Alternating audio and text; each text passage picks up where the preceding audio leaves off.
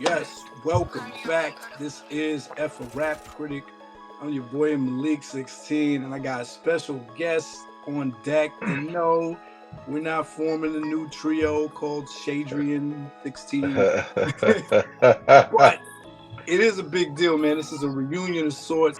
Any of y'all that watch episode 50.5 with the homies from No Bars Off, remember that I mentioned that this all came together way back in the day, a long time ago, with a little track called Colors by the man that you see here, Adrien. It's the first time me, Adrien, and Sha back together. So this is a collaboration of epic proportions here. And I couldn't do this episode without bringing the pros on because we talking about bars. So with no further ado, this is the Category 2 review of the classic album, the Slim Shady LP by Eminem. 25 years old this year. That's why we're doing it big like this. I'm gonna let the gentleman introduce himself, even though I did this grand introduction. Sha, you wanna tell him who you be? Yeah, my name is Sharad. I used to rap really well, and then I stopped rapping well, and I got whacked, and then I started doing a podcast called No Bars Off, where we salute hip-hop lyrics and break stuff down. I'm from Brooklyn. I live in Atlanta. I've been doing music for a long time, and I'm happy to be here. Yo, I love the formality, man. I call this man by a different name, but I'm gonna let him introduce himself. Adrien, formerly known as Pinks. Everybody knows Pinks. New York City, Queens. Rapper, still rap. I ain't gonna say I don't rap. No, I was on that wave before. Like, I used to rap, but now I still rap though, cause I'm still nice. So like, I still do it. Just put out an album. I heard Malik said it was a midlife crisis album, which may be true, but you know, had to get that shit off though. I had to get it off. So I'm happy to be here with y'all guys, elite lyricists, New York City elites. There you go. Yeah, it's a Queens, Harlem, Brooklyn connection, and Pinks is being super humble, man. This dude is my fellow Howard Bison alumni. Also This dude was an upstart on the campus, man. He came out. We had a big competition called Verbal Armageddon. He was too good for that. He's like, look, I'm coming out with these polished mixtape albums. Yeah, freestyling. Listen. We ain't doing that. I met this man in the class where he was trying to cap to the teacher, man, a freaking college professor. You remember how fire she was, right? Yeah, I remember how fire she was. I wasn't even out of pocket. I just remember that I was like, I want to be like him when I grow up. This man younger than me. But I was like, yo, he really went to talk to her after class. Like, yo, so what's up with you? I love these stories. Yeah, man.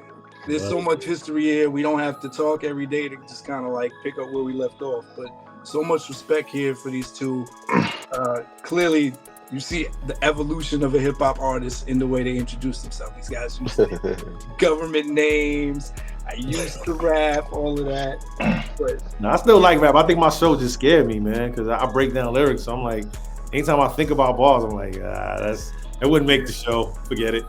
Yeah, now people will be like, yeah, what you got? Yeah, I know.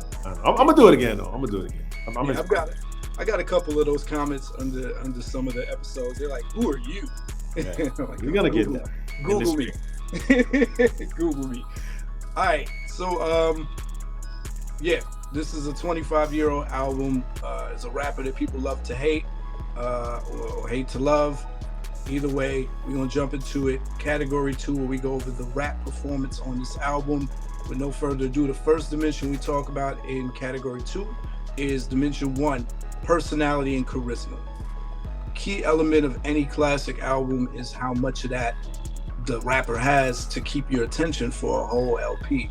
This is a long-ass album, y'all. How much personality and charisma do y'all feel like Eminem put out there? My only thing to combat the personality was it seemed contrived a bit. I don't know, man. Hey, I know when you was listening to it, you probably felt exactly how I felt. Like, what's going on here? Like, it was all over the place, man. I don't know. Y'all tell me. What you mean by all over the place? Or maybe I missed the part of what you said. I'm sorry. I mean, like the bars to me weren't they weren't like his typical ill writing style. Everything seemed like it was shock rap. It was a lot of shock rap. That's what I felt. Yeah. Okay. In the first category, I touched on how the lane had been wide open for this hardcore, right? Hardcore. Yeah. And then we had Cannabis coming up, who his whole edge was, I'm gonna say the most, you're not supposed to say it. Big L was doing it a little bit in the mid 90s. Yeah, a little bit. A lot of AIDS punchlines and stuff like that, things you're not supposed to say, murder punchlines. But Cannabis was the one that started these conversations, and that's at the end of the 90s. So Eminem coming and seizing that, I thought was, like you said, that's the lane he chose, but it does limit you, right? Because it's like, oh, I'm rapping a lot about drugs and murder in these animated, hyperbolic ways. Yeah. So, and being white helps that, because if a black rapper did that, then it would be really seen as some fringe, abstract, on the side kind of thing. Because there were some black rappers doing it. You think about the Confession song that Cameron did, and to me that influenced me. I started doing stuff like that. Yes. It was like trying to say some lines that'll get people to react, because that's what you wanted, a reaction. Exactly, and that was 1998. So to my point, that's right.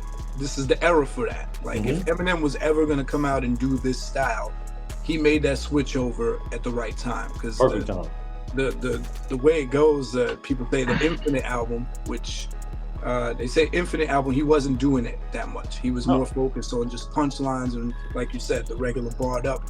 This was the difference. I'll point out, it was hardcore with humor. That combination we hadn't seen done before. Hardcore usually was what it was. You either Bushwick Bill rapping about hallucinating and punching the concrete till your fists are bloody, or RZA talking about stabbing someone in the eye, or you are a funny rapper like Redman, and or not funny rapper, but you're doing humorous lines. Yeah, it's light. M is one of the first rappers to combine both, and I think that's where the personality is on this album. I agree with that. Yeah, so this, I hear what y'all are saying, and this was my first introduction to him. So I never heard anything before that, and I still haven't heard anything before that. So to speak to the question of personality, for me, it landed because it was new for me anyway. At that time, I hadn't heard, anything similar to that, especially not as well done. But I had a limited palette, especially at that time. I'm 14 years old or whatever. But this is my first introduction. I started studying rap until then. So to me, it was like, oh, this is crazy. So, personality wise, I feel like he's landing the character. I feel like he's excellent at landing the character, like playing that part. So he was the Jim Carrey that was to the In Living Color. That's the best way to kind of metaphorically set the tone of what hip hop looked like in 1999. Like, no one questioned Jim Carrey being on In Living Color because he added something that wasn't there, and it was so that's what M did with this Slim Shady character on here, and there's a charisma factor, because he's able to put, and we'll talk about that in the next dimensions, he knows when to put certain inflections on things, like when he's doing the mushroom song and he's trying to express concern for the girl after a certain point. He's like, oh my God, you're gonna die and it's my fault. Like, he knows how to do that, but he also knows how to sound menacing when he wants to. So it's a good mastery of that character. The character could not live too long in hip hop. But I think the legacy of that is forever, no matter what M has done since. This is forever the image and idea that pops in people's head when you hear Eminem, which is why there's so many people now who are like, oh, he's trash, because they're still thinking of this version of him. Yeah, I think you're right, because I get a lot of people that just say they write him off without even listening. Like he's trash or he's whack. He just says a bunch of words, and of course they point to his content. You know, the main thing you hear from people is, "Oh, I don't play Eminem. You know, in the car. I don't play Eminem in the club. I don't play Eminem in the house. Like, when would I listen to this?" Yeah, You know? something to consider on a scale from 1 to 5 heartbeats. 5 being the highest, 1 being the lowest. What y'all giving M for personality on this album?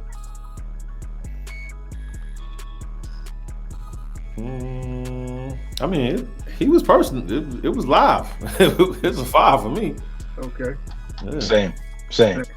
All right. That throws us to dimension 2, the believability or suspension of disbelief. So for as long as this channel has been in existence, I've always pointed to this album as being one of the examples of how this dimension is laid out. Because there's some albums where you're expected to understand that this is a character album. When Kool Keith does Dr. Octagon, and I always point to this album, Slim Shady. Eminem, maybe not the first year, he didn't make it clear, like Pink's, I'm the same way, this was my introduction to him. So I'm thinking this is him, this is Eminem. But later years, he's like, no, this was a character. This was the Slim Shady LP, which is why the other album was the Marshall Mathers LP. So you're expected to put this aside, that he's not really talking about these things realistically. The problem with that is this not flawlessly executed.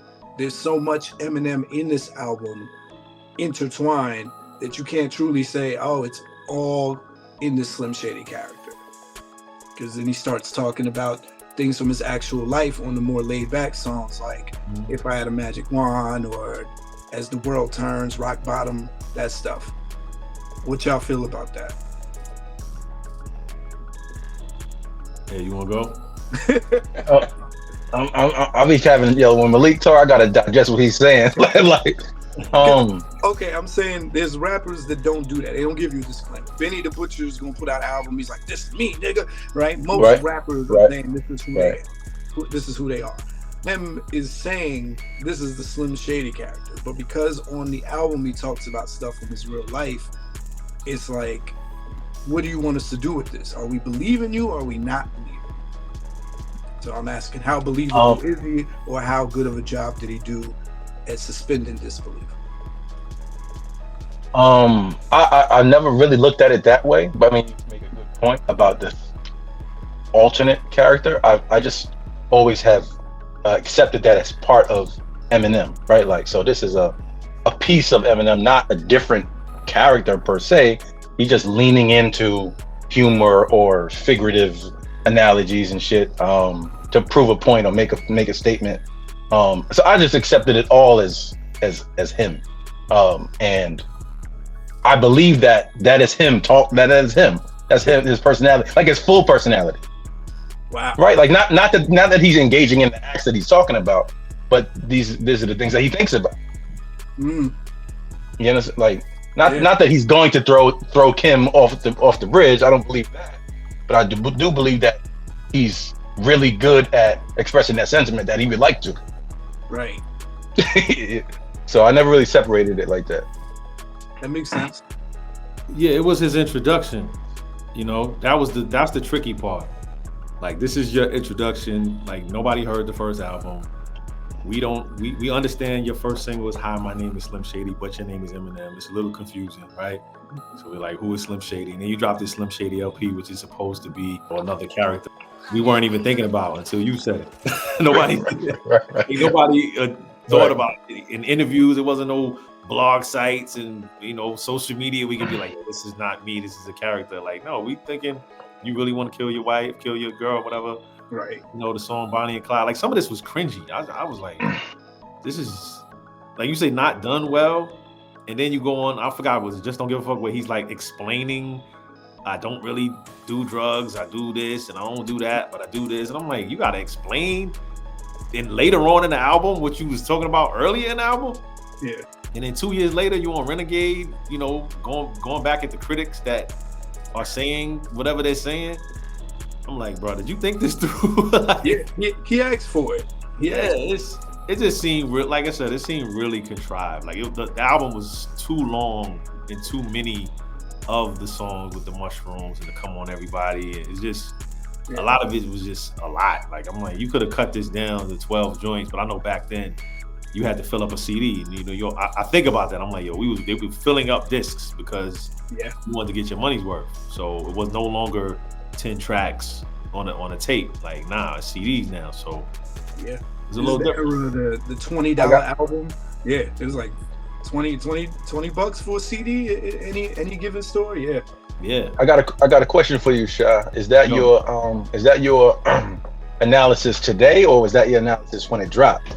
Absolutely today. When it dropped. Right. Okay, all right. That's the thing. Now my ear is different. When it dropped, I was not wowed by his words. I was wowed by really. Yeah, I didn't. Really? It wasn't. There were no polysyllabic ill bars and lines that made me. I'm telling you right now, it was nothing that made me double down. Really?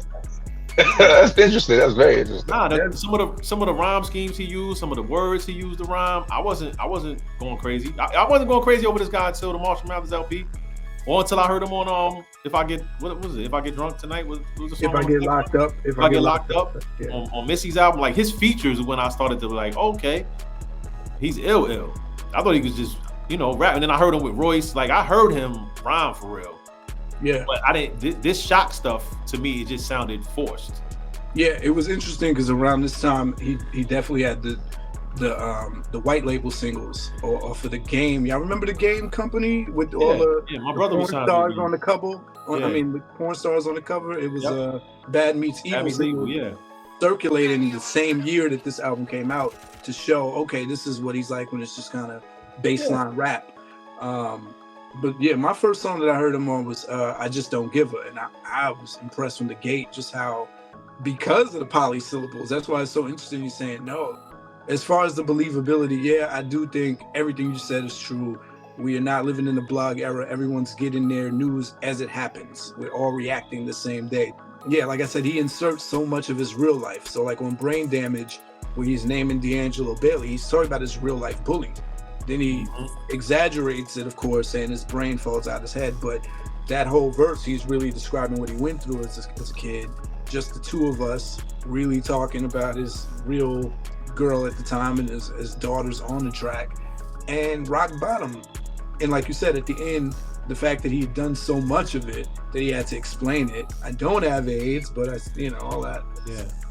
It's a lot. So as far as suspension of disbelief albums, he didn't stay in character the whole time, so that's not the most well executed. And as far as it just being straight up believable, that's not the most well executed because he's saying, again, super over the top stuff. So what y'all giving this on a scale from 1 to 5 heartbeats?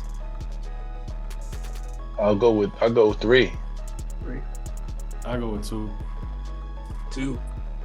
that's the no bars off criticism. All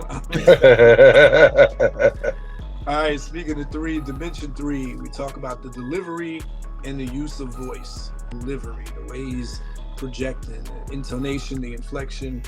The most nasal Eminem has ever been is on this album. I listen back and I'm like, man, he hasn't sounded like this in a long time. But I still think this is what people think about when they think of Eminem's voice. Absolutely. I think it's a conscious choice. I don't think it's just like, oh, you grow up and your voice gets deeper. I think he was projecting in a certain way to be more lively, to be more animated with what he's saying. I just don't give a. That whole ending sequence when he's like, driving over the median. I made it home, but I don't have the key to get in. Like, he's just belting out his lyrics. He's not reciting them. And I think that's part of the contrived factor that Sha is talking about, where it's like, I'm in this character full time. It's almost like method acting. He stayed in the character too long. He committed to it so hard that it's this nasal, whiny, and it worked. It worked because it's a different voice than was present in hip hop in 1999. Going back, now it's like, I can't listen to a whole album with this voice. But at the time, it fit. Anything else he did delivery-wise that we think stands out or worth talking about?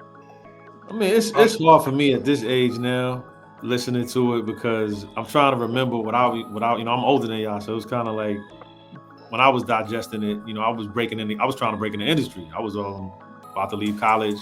Like, I'm trying to he's competition, so to speak. So there was a little bit of bitterness because I was like, this is a cheat code, right? You automatically walk into MTV. You got Dr. Dre, you got the blonde hair, you got the gimmick already. And now I've heard this guy rhyme with Royce, rhyme with Young Z, rhyme with the Outsiders, be good, be polysyllabic, have flows, but kind of exist within that crew. Like he stood out because he was white and because he was nasally, but he wasn't like, I gotta wait for M's verse, if that makes sense. Right. He was good.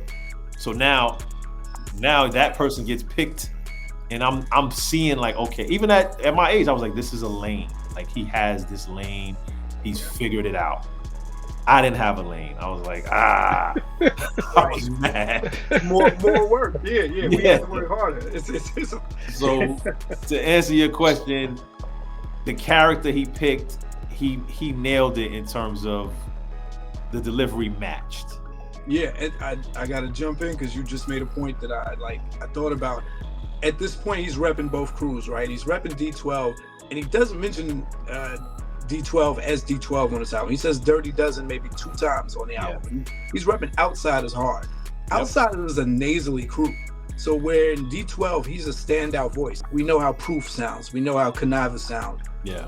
But in Outsiders, at least 3 of those members are just as nasally as him. Young Z, Pace One, As Is. It's interesting, and I wonder how much he was influenced by running with that crew. Absolutely. He was absolutely influenced. You could tell. Yeah. You could tell. Which made me more mad. I want to ask you a question to you, Sha. I got this.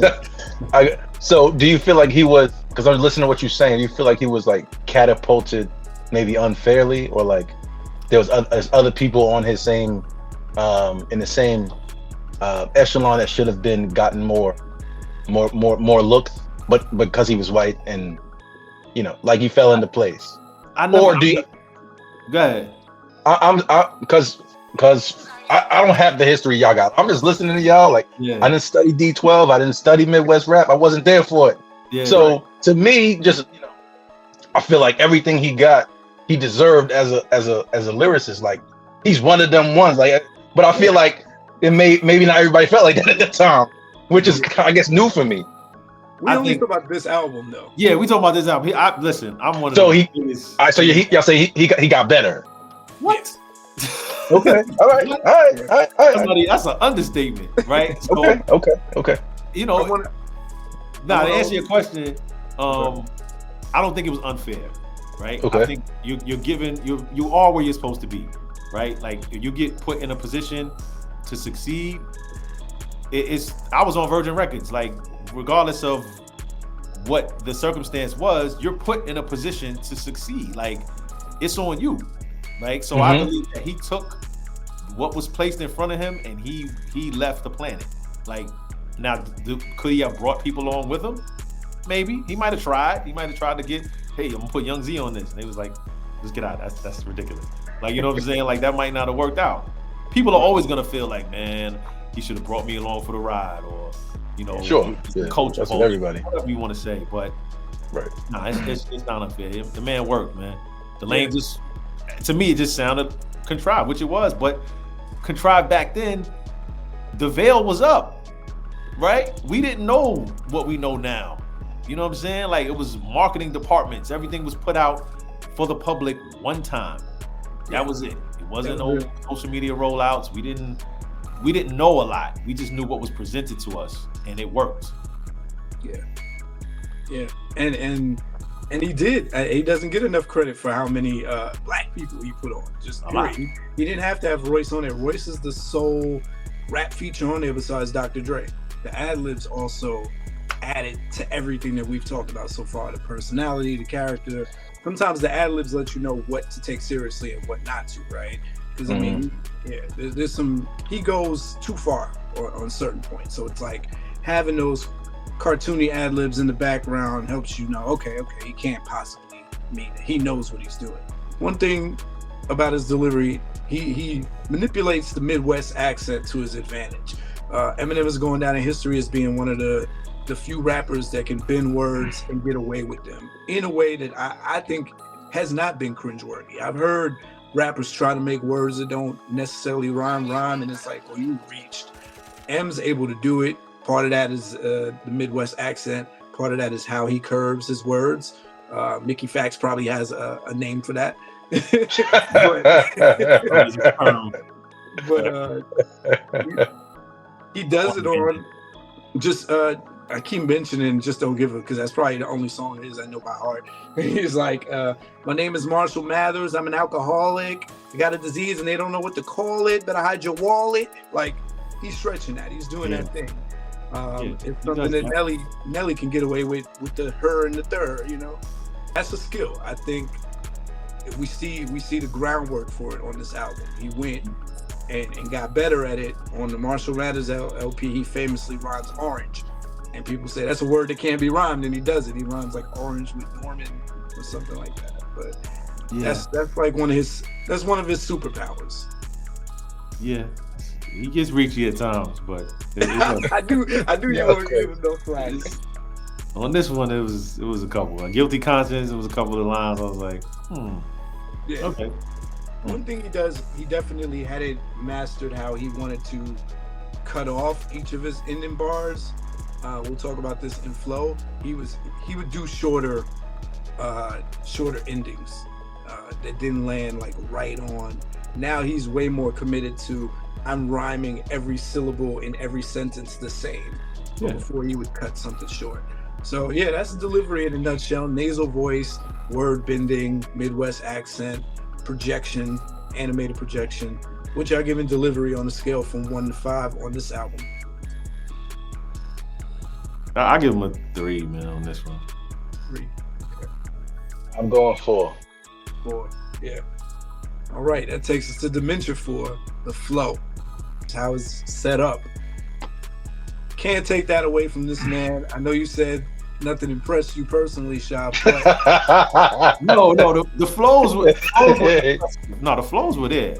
And then again, like, some of that content, even when he was flowing, like so 1999, the clusters or stacking, it wasn't new to hip hop, but it was like all the rage. Like Cannabis brought the attention back to that, and a couple other rappers. There were a couple other rappers that were out there were doing this more. Cam was doing a very fast version of it, right? Like, I got a tiny hiney with a whiny body, you know, this doubling. Yo, tiny hiney is crazy. First of all, yo, listen, he said something about. That's always my example to show somebody. I don't know why it's that, because he had gone on like a little 4 bars. He was like, whiny, she got a tiny hiney. She was on. Nah, drag on rhyme like that a little bit too. Right, and there were plenty of underground rappers who were doing it. But again, Eminem bringing this underground style to the mainstream. So to come in on the verse and be like, I'm cancerous, so when I diss you wouldn't want to answer this. If you responded back with a battle rap you wrote for Cannabis, we're not hearing that many rhyming syllables in back-to-back sentences at that time. So it had the ooh factor. He's stacking. He's doing hollow rhymes and long stanzas with the same repeating vowel and consonant sounds and bar ending. So that had this impressiveness. Even on, like, look at My Name Is, something as simple as that. He rhymes Hi Kids with Primus, Eyelids, You Want to Try Sid, Mess Up Your Life Worse Than I Did. That's a long scheme to keep continuing. And in between that, he's got internal rhymes, right? Because 9-inch Nails is stuff that wasn't being done on commercial radio. Yeah. And in rap in general, it's still pretty new. So it's impressive no matter who's doing it. Yeah, I think Redman had hints of that, and G-Rap was probably one of the pioneers of it. Yes. I think that and he studied those guys, what I'm saying? He studied those and kind of took from it. And I think he did it well. I think that what he did on My Name Is was a clear example of taking that underground style, spacing it out, making it mainstream, making it digestible for white America. And I thought it was brilliant. Yeah. the spacing out is such an important point because Cool G Rap gave no damns about spacing out. He's rapid fire machine gun all the time. He just started to slow down, and I think that's just because age naturally slows our pets down. When I don't think Redman was as, I want to say, clever. I think he was abrasive. He was abrasive. The words he used kind of came out like he was smoking, and whatever the first thing came out. Where M kind of took his time and I'm gonna say it better. Yeah. I'm gonna say this, but I'm gonna say it a little better. I'm gonna say it a little smarter. That's just my opinion. That's where the delivery choices come into play, because his decision to be nasally and drag his words out longer is what made it more palatable. Because I think of Redman, I always use that example of I Can't Wait, where he's like Bruce Lee riding a Fuji in the movie. He's always shouting his rhymes at you. Yeah. If you're not in the mood to be shouted at, you're not listening to Redman that long. But again, Primus, Eyelids, it's spaced out more. It's a little, digestible, I guess. Yeah. Flow wise, I mean, he raps fast and he raps slow. So he proved that dexterity. When I think about how fast he was rapping on Mushrooms, or My Fault, I keep calling it Mushrooms, but it's My Fault. My fault. He was really following that New Edition sample, right? That following that pace. But you listen to Magic Wand, it's more straightforward rap. Pinks, you a flow master, man. What you got to say about the flows out here? I think for me, I'm giving him a lot of credit for what I would say is originality, right? In other words, I didn't hear anybody sound like that. So for me, and I'm basing my analysis based off of how I felt at that time, or at least tried to revisit how I felt at that time. So it was new for me, right? Playing with the words, the inflections, the voices was different. It was like, oh, okay, you could do that. You're allowed to do that. You're allowed to play around. You don't have to be the serious MC and everything is gangster, right? So that part I received and was like, all right, I gotta accept that as official. Right. So that his flow is fire to me in terms of being different and in pocket.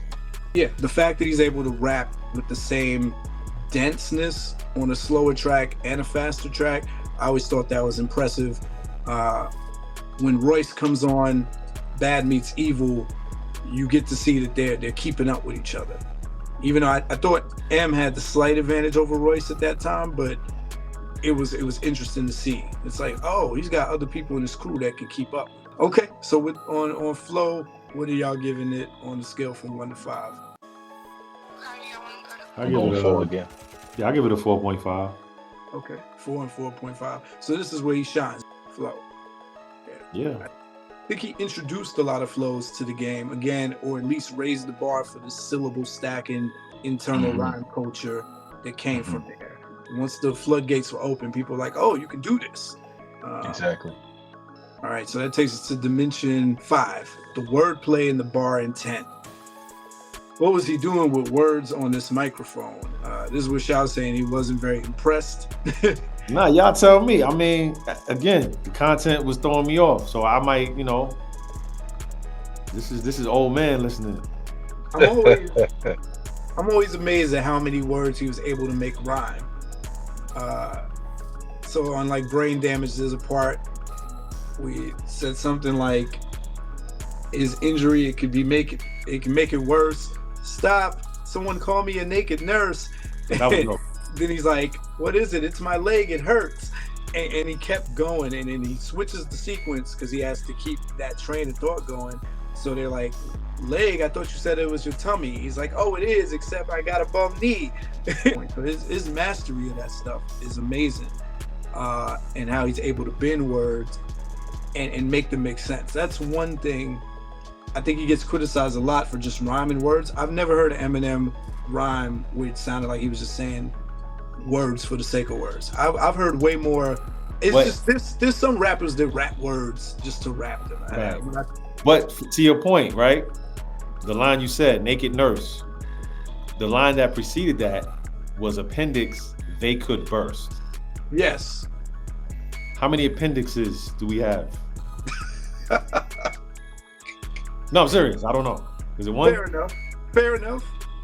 Fair enough. That's right up there with Nas giving misinformation on I can, right? No, it's a force. Like, right? Now I like the naked nurse. Well, look, appendix sounds plural. It sounds plural, so it's they appendix. I like it, and I feel like that shit is on purpose. I wasn't mad at it. I'm not mad at all. I like faking stomach ache. It works. I like the naked nurse is really dope. You're right. Alliteration in there. Yeah.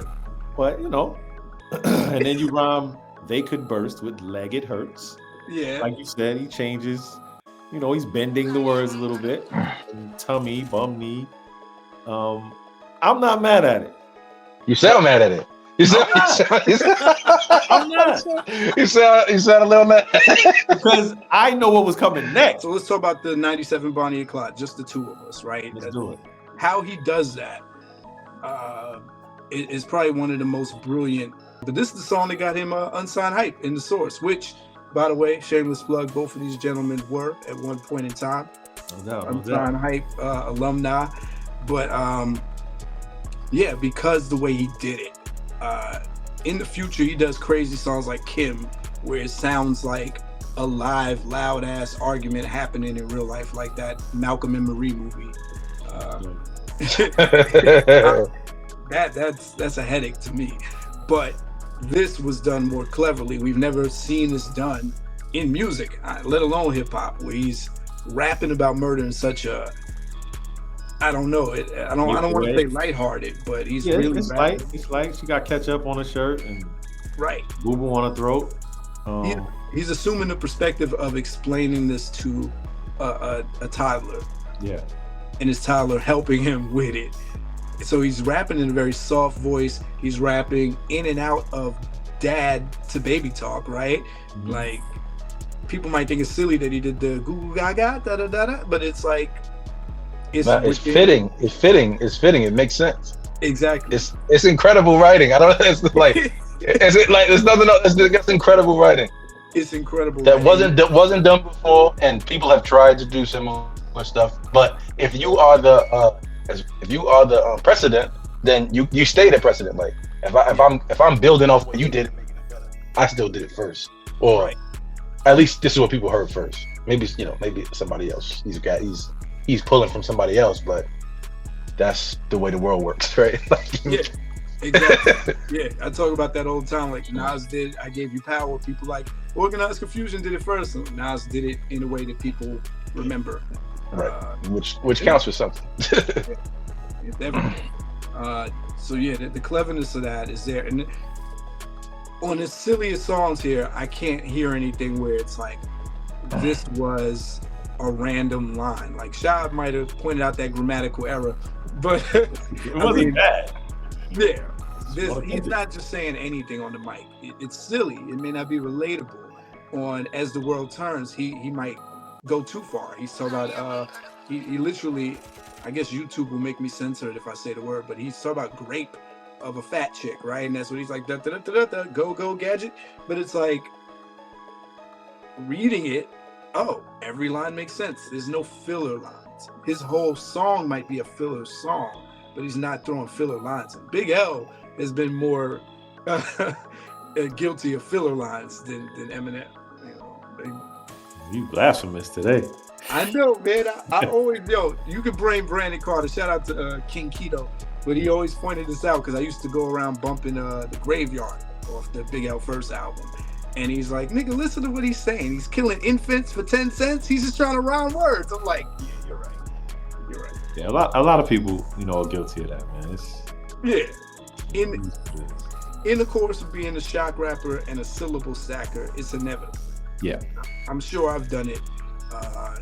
And I think Brandon called me out on that a couple times too, because I would do sound effects as bar fillers. He's like, "What the fuck is that?" It's like, Onomatopoeia, that's what it is. yeah, like onomatopoeia is like, yo, people don't really rock with that like you think they do. It's not the flex that you think it is, Malik. 16. Y'all doing too much, man. This is why I quit, man. I think I said something like, "Ba with a ba, the Kid Rock's the center." I thought I was killing it because I was like, "Oh, I took a Kid Rock song, put it in there," and he's like, "Man, you got some real friends, but I don't need to hear all that." Yeah, but yeah, there's not gonna be. I think that's a separate conversation. There's not filler lines. They're filler songs. Like this album could have probably done without "Come On Everybody" or "As the World Turns." To that point, I think that he's when he hones down on a subject, right, like a topical song, he's gonna stay on topic. So, but then you have those verses or songs that aren't about or general, then he's gonna throw mad filler in there. But if he's talking about something like a subject, he's gonna stay on it. Right. Better than most. And this is the dimension where we talk about him going too far, because even Guilty Conscious, it's like, oh boy, he could not get away with half of this album in today's era, period, white or not. He got away with half of what he got away with because he was white. But Guilty Conscious, listening to that back now, that's as hard for me to listen to as the Ghetto Boys album and NWA's album. It's just like, there's no redeemable value here. You really were talking about a 14-year-old in that verse. It's weird. Yeah, that kind of rubbed me the wrong way, man. I was listening to it, and I think it unfairly, it put me in a vibe for the rest of the listen, I think. Yeah, it did the same to me. I'm glad you said that, because as a grown man, and that's part of why we do the channel the way we do it. It's like we get so used to saying things are amazing because of nostalgia, but it's like, yo, what is the worth in the long run? You a grown man, took the time to think about these, and this is the era of writing, so he was writing this down. Yeah. And I know it's shock value, but it's like, at what cost, bro? And even Dr. Dre's presence on there, and he said he wrote that line about D Barnes, and he didn't know how Dre was going to react to it, but Dre was amused by it and let it rock. But it's like, there's no parts of the song that aren't cringy, and like it's like when I listen to Ghostface, and Ghostface talks about slapping women and punching them, like, yeah. Where's C. Dolores Tucker when you need her? Right. We didn't appreciate her back then. We didn't. No, I'm just playing. As I was listening, that line got me, the D Barnes, and I was like, maybe he apologizes. No, he didn't. Oh man, like it was tough, man. And I feel like I'm judging him against him. So, and that's not fair. You know what I'm saying? Because I know how much better he got. It was technically dope. Yeah. You know what I mean?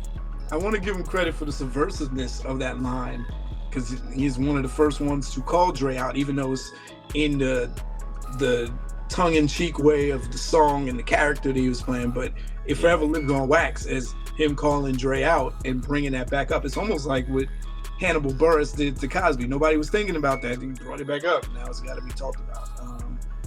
So yeah. What y'all giving this for the wordplay and the bar and tech? 1 to 5. I'm going 5. Ooh. I'm going 3. Wow. Love the differences of opinion. All right, Dimension 6, the overall quotability, the punchlines or poetic wisdom. So the way this dimension is broken down, I find most rappers fall into one or the other. You are the rare genius mutant if you do both. Where's Eminem on this? What makes him quotable on this album? Is he more of a punchline rapper here? Is he giving us poetic wisdom? It's a good question. I mean, he's known for punchlines. Yeah, he's great at giving. Food for thought. I don't know if that's wisdom, but it's definitely food for thought, right? Like thought-provoking lines that make it like you have to have a conversation after he says something, right? After he says grape, you have to have a conversation. Well, what is he getting to, right? Yeah. The mushroom, my fault. What is he getting to about responsibility, about hanging out with your friends, or taking advantage of women? So he's always giving these talking points that make you think about society. I don't know if that's wisdom though, but yeah, I've seen arguments that, you know, how people like to get super deep about things that aren't that deep. I've heard that the album is so dark because he's trying to show the dark side of society, and even though he's quote unquote this poor white kid, he's more aware than people who pretend to be all polished. I've heard that argument, and I think there's some truth to that, because he's not giving you content in a traditional sense, but he splices it in there. Like on the song My Fault, he starts going into this whole story about the girl's tripping because she's been sexually abused by her father for years. I'm like, that was a choice. He didn't have to go that far into it. It could have stayed a slapstick kind of song, but everything has a darkness to it on the undertones. Rock Bottom, or As the World Turns, he says something, I'm hanging at the laundromat where all the fat, white, trash girls be at. That's a commentary on it, what his environment is. I mean, that's a great point, Pinks. I didn't even think about it that way. Where there's not maybe poetic wisdom, there are these like pieces and bits slipped in here that cause conversation. The way he starts Rock Bottom, he's like, I dedicate this to anybody that can't relate to not having a silver spoon in your mouth. If you ever been on your last dollar, this is for you, you know. And he proceeds to describe all the scenarios. I got fired from my job when I really needed it, all of that stuff. So he opened the door for a whole group that hadn't been represented in hip hop. Which speaks to, and I'm gonna go against the grain of what a lot of people were saying. Like Sha was saying, the knock on him is he's not relatable, right? And it's like, well, it depends on how you're receiving this. Because if Rock Bottom is not relatable, then I don't know what is. Like, because that's just regular life he's talking about. So if you choose to pick the songs about him stabbing his mom or whatever, then that's what you're focused on. You're stuck on that. But if you didn't make it to Rock Bottom, then or if you receive Rock Bottom and say, I don't relate to this, now you're just making up shit. And that's what I don't like about people's critique sometimes. Like, but King Von you relate to, but this, nah, I don't. You're like, all right, bro, I got you. Like, you're just making up shit at that point. Yeah, when I reviewed Clips album, I remember in the XXL era in 2006, people were swearing. They just, I'm like, so y'all relate to a whole album about pushing coke, but bricks. Yeah. Name my son Bricks. Right. Yeah. All right. Yeah. So I mean, that's a great point, Pinks. Yeah. And a lot of people didn't make it to Rock Bottom. They probably just made it to the singles. If I'm just knowing this album from the singles, it's easy to write M off. I think he's way more punchline than poetic wisdom here. Every other line, pretty much. Yeah, he's punchliney, and as I'm, remembering the album and looking at some of the titles and thinking about how he was introducing this character. A lot of it was introducing this character, whether it was If I Had or My Name Is, Brain Damage, Role Model. A lot of it is, Just Don't Give a Fuck. A lot of it is like continuously showing you I'm shady. Like he's drilling it. This is who this character is. And within that, he's explaining, he's showing his wit. Every song he's going to try to give you a ending line that is shocking. Yeah, that's his thing. Yeah. It's not till the later albums, I think, that he branches out into something else. He's so into the punchline world. A lot of his hooks have punchlines in it, right? Yeah. This is what happens when bad meets evil and we hit the trees so we look like Vietnamese people. Like, politically incorrect as hell, but it was important for him to keep that shock brand up. Come on, everybody, being the hook and being spelled the way it's spelled. Like, so, yeah, what y'all giving this for overall quotability, punchlines, or poetic wisdom on a scale from 1 to 5? I'm thinking more wordplay as a whole, not necessarily punchline versus quotability, but I would give it a 3.5. 3.5. All right. I'm gonna go 3. 3. Okay. Yeah, I don't know if this album is as quoted as any of the albums that follow later on. But it's the stain on his career. It's interesting. It's the least quoted, but the most referenced as far as his personality, his image, and his lane in the game. All right, we at the home stretch. Dementia 7, The Concepts. We talked about this being a concept album loosely because it's supposed to be the Slim Shady character. But songs that are actual concepts on this album, do we have any? Yeah, he set it off. Yeah.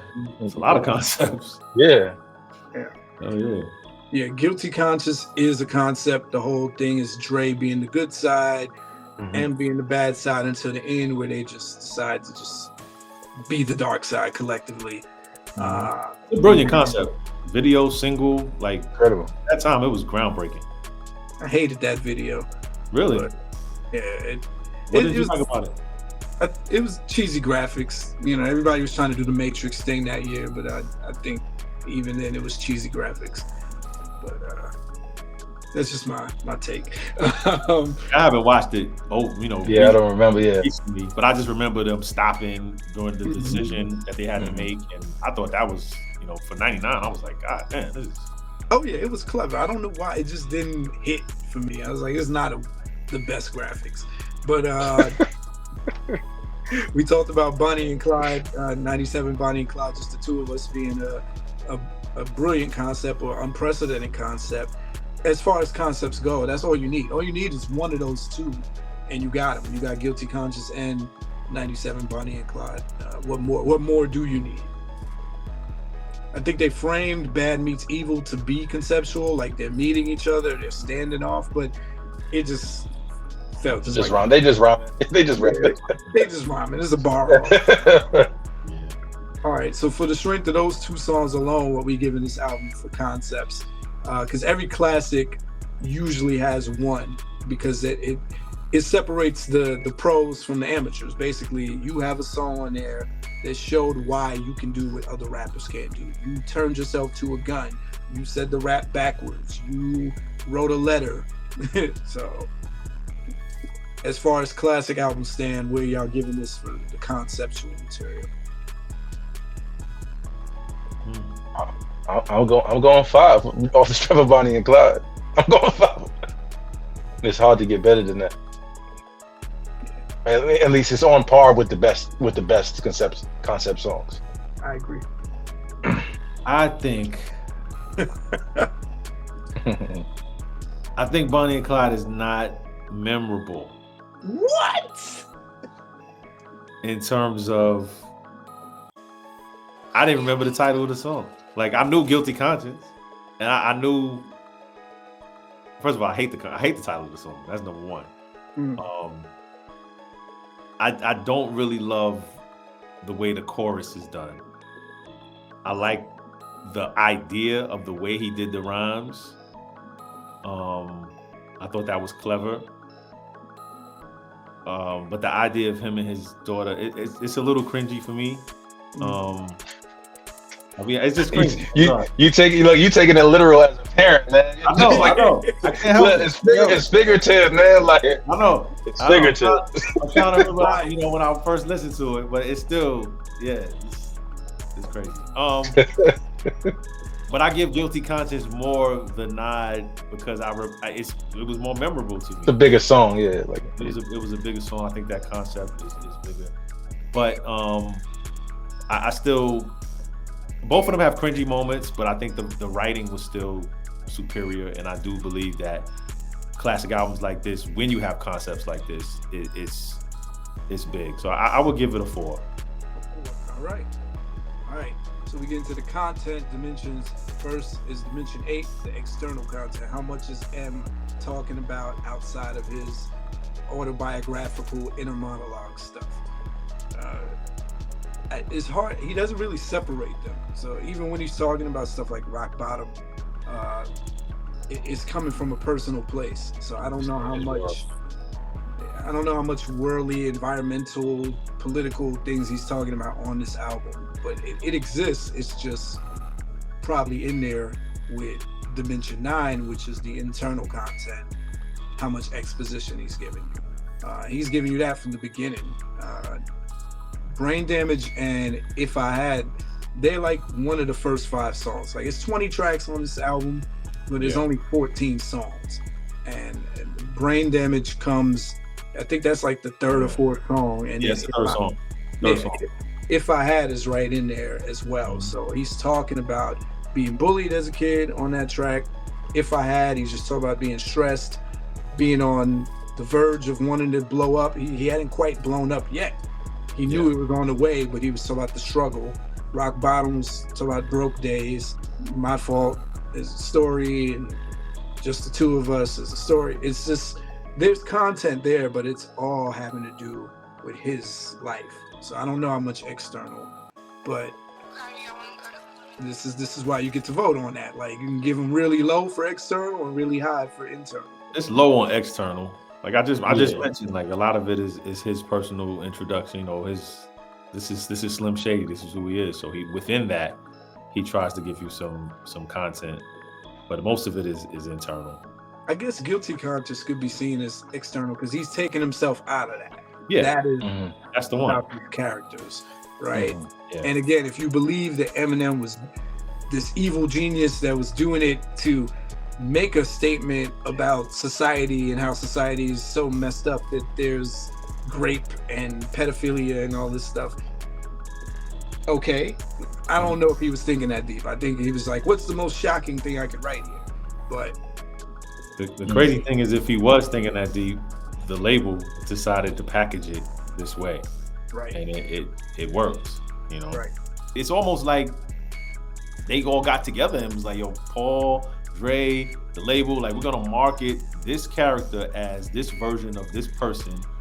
I get it. I mean, there was no room for anything else. It also was a Hail Mary. You got to think the way white rap was categorized, unless you were underground, you could exist on the underground level. You could be Ill Bill, you could be Necro, you just stay there. You could be third base, you stay there. But Vanilla Ice was the last mainstream white rapper that you saw make it, and that left a stain for everybody. So it is a Hail Mary in a lot of it. It's the only way. Ain't no Hail Mary. It's a Hail Mary if he was signed to Interscope, Eminem on Interscope. Yes. This was Eminem on Aftermath, my friend. I do not Dr. think Dre. I do not think a white rapper could have broke the door down the way the 90s were, tainted from Vanilla Ice, unless they came out this crazy. You could not just be a nice white rapper coming out. It's not even, I mean, you could, it's who. It's not what, it's who. That is, without Dr. Dre, this doesn't work. Yes, that helps. That helps, but I feel like the shock value would have made noise regardless. He would have at least buzzed. He would have buzzed, yes, but we would not have listened. True. They would have listened, but we wouldn't. Adrien, you agree to that? Yeah, I'm understanding the premise.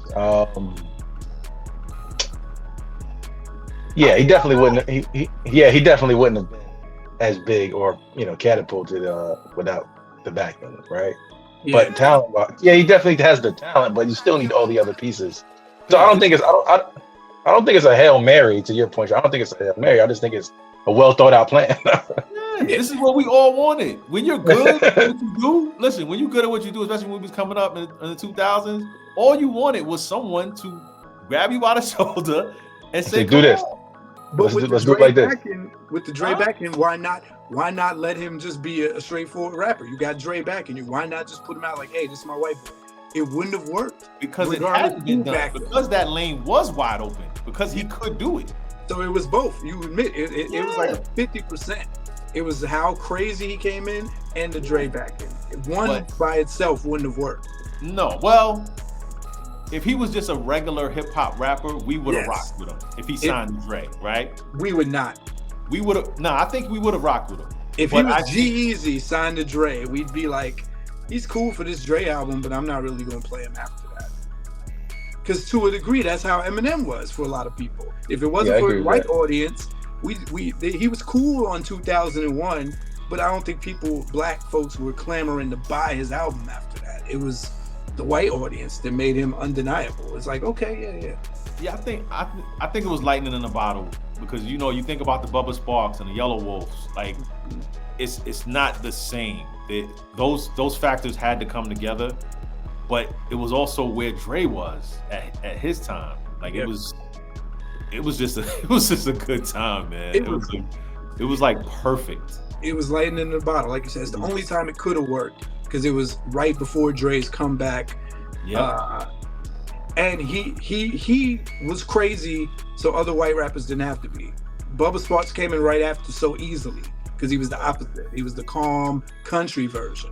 Same kind of trailer trash aesthetic, but I don't have to be crazy now because that's already been done. Yeah. Now you can get the Macklemores and the G-Eazys and the Yellow Wolves and the MGKs because it's been done now. And we haven't seen a crazy white rapper since. No, not crazy. And definitely not as good, honestly. Yeah. You know, that's part of it. I can make a case for Yellow Wolf, but there's something missing there, right? Well, there was a lot missing. There was a lot missing. No, serious, but because he was actually good. I didn't know that. I didn't know he could rap, but I don't know if he didn't want it as bad. It's just it was a lot missing. All right, what y'all giving this for external? What y'all giving this for internal? External, I'll give it a 1. Internal, I'll give it a 4. I'm going with that. No, I'm going the same thing. Cool. That takes us to the final dimension, storytelling, dimension 10. My Fault is a story. Guilty Conscious is technically a story. Bonnie and Clyde is a story. And there's story elements throughout different songs. So as the world turns, when he starts talking about, getting with the fat girl, I hope I don't get censored for that. We done said all the hot words that you can't say anyway. We done said stab, murder, kill all throughout the But I mean, any other stories I'm forgetting? Oh, Brain Damage is a story. Yeah. There's hella stories on here. How good are these stories? I'll be honest, man. It's the sigh every time. No, because we were talking about the production, and you could just tell, like, the choice of sounds, the way it sounded, like, animated. It made some of these songs you didn't take them as seriously. Right. You know what I'm saying? So they weren't bad. It just, the stories were, Guilty Conscience was good. Like you said, 97 Bonnie and Clyde, it was performed well. I don't really like My Fault. Rock Bottom had moments. The music on some of these just brought me down. I think that's why I didn't. Guilty Conscience didn't write. It sounded like a cartoon. Absolutely. Yeah. But it needed to be done. It's a melody that hadn't been done in hip hop. It's one of those simple melodies where it's like, oh, how come no one's done this? Bonnie and Clyde, 97 Bonnie and Clyde probably was the most musical out of all the story songs, and the most easy to listen to because it didn't go into super animated space. Even when he's doing like the baby talk, it's like, okay, straightforward, ride it. If anybody else wrote on that, rapped on that track, it'd be riding music. But story execution, Pigs, what you got on that? I'm gonna go with 4. I'm gonna go with a 4 on that. Why? I feel like that creativity hadn't been seen at that time, right? So I got to give him a lot of credit for stepping out and making those type of songs acceptable, right? So just off the basis of that, I gotta give you your kudos on. I agree. I knew nothing about mushroom and pill culture, but I still understood the story he was depicting, like scene for scene. Like, I'm like, okay, this is dangerous. What you giving it, Sha? You are correct. There was a lot of introduction and things that I was unaware of around that time, especially that Midwest culture. Even though I had lived in Iowa for a time, but there's a lot going on out there that I had no idea about, especially the mushroom culture. I'm gonna give it a 3, man. 3. All right. On that note, y'all, that concludes the Category 2 review, breakdown, and analysis with the pros of the classic album, For Better or Worse, Love It or Hate It, Love It or Hate Him, Slim Shady LP by Eminem. Gentlemen, I want to thank y'all for joining and making this memorable. Anytime we connect, it's a big deal. This is a reunion. If y'all want to go dabble into the books back when the rap was rap, we're veterans of the blog era. We survived it. Oh my God. These guys were more luminaries than me. Gotta do a Colors remix, man. We've all been signed at some point. You were signed to Virgin, I was signed to Universal. I was never signed. You were never signed, but you signed now. So Pinks, can you tell us about You signed, we signing you, man. Can you tell us about this new deal with Even? Oh, so yeah, Even. I'm not sure if y'all familiar with that platform. I am dope. Platform. Yeah, dope platform. Basically, the closest you're gonna get to direct to consumer.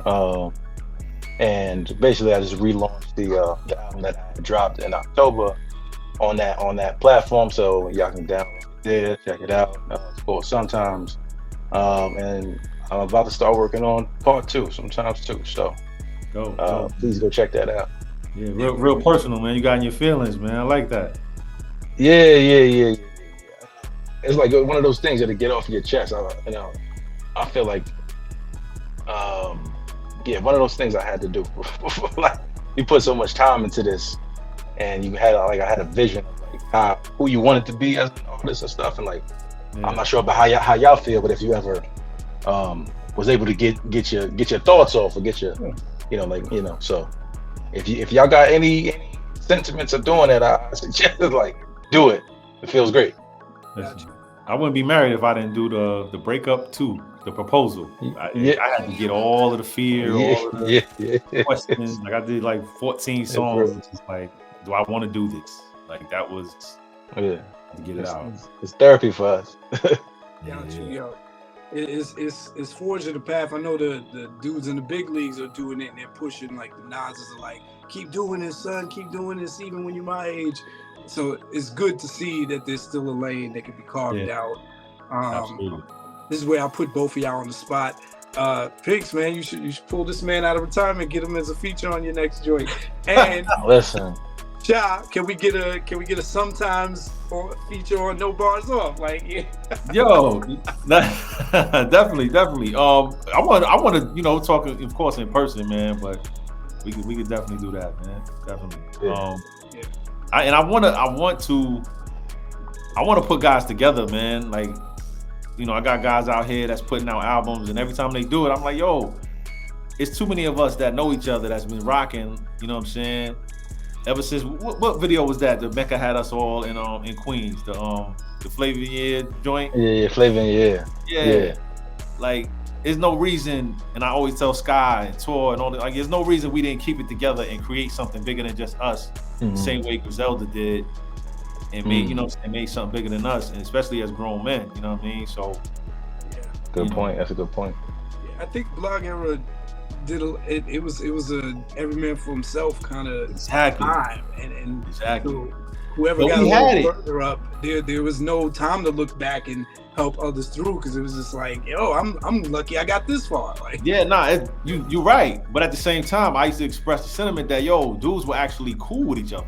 You know what I'm saying? Like, it's not like it was forced. Like, dudes be talking like, yo, we see each other at shows all the time. Yes, we're competing. Yes, you want to kill the crowd the most. You want to have the illest song. You want to be on the blog and get the most mentions and views and all that. But, dude, it's strength in numbers, man. You know what I'm saying? Yeah. And New York was a rat race, like we all know. But we let Atlanta come and just steal everything. You know what I'm saying? There's no excuse now, because it's not over, right? Everybody's found a second life.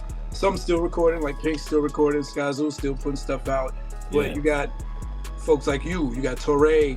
We've entered this space of commenting on hip hop, being hip hop experts. Mickey, right? He's trying to open a whole school. I think we're stronger together, honestly. Absolutely. I think you might be the person to bridge it, because everybody kind of still exists. It's funny because I think y'all are friends behind the scenes, but professionally everybody exists in their own bubble. I've seen Torre shout out your show on their show, like that's dope. Remember too. But and I always appreciate that you lend your time to me. I said that same thing to Brandon LSK, because he does the podcast and he didn't have to do it on my joint. So that's my guy. He out here. Yeah. So I mean, it's a network we could form. I'm down to keep those conversations going. And, absolutely. You know what I want that? Yo, Pinks, why did you get us on Colors, man? What made you reach out to us? I mean, I love y'all. I love y'all as rappers. I mean, That's, But I mean, I really. like, what made you think like this would work?